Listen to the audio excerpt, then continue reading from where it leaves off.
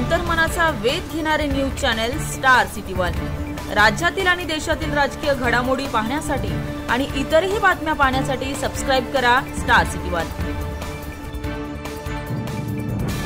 धनंजय मुंडे जे आहे त्यांचं भाषण झालं त्यावेळेला मी नव्हतो, परंतु आपल्या माध्यमातून ते ऐकलं। त्याच्यामुळे त्यांनी सांगितलं की एक षडयंत्र होतं। षडयंत्र होतं तर हे कोणी रचलं ते षडयंत्र? एक तर जे उद्धव ठाकरेचे षडयंत्र शकत नाही, कुणी रचलं कोण? काँग्रेसचं।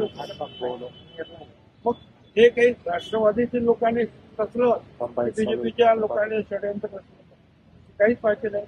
मला एवढं मात्र आढळतं की त्या वेळेला मीटिंग सुरू होत्या आणि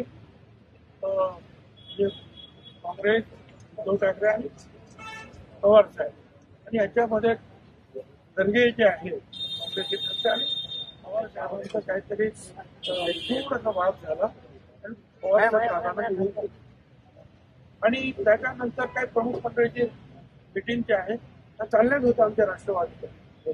त्या 7:15 वाजता एका ठिकाणी मीटिंग बोलवली, परंतु त्या मीटिंगला अशी त्याचा काय हलत नाही। दुसऱ्या दिवशी जे आहे जेव्हा टीव्ही लावले 8-9 वाजता तेव्हा लक्षात आलं की मी ताबडतोब पवार साहेबांकडे गेलो होतो। पवार साहेबांनी तोपर्यंत उद्धव ठाकरेंना पण फोन केला होता आणि सांगितलं की आपण मजबूतीने उभं राहिलं पाहिजे।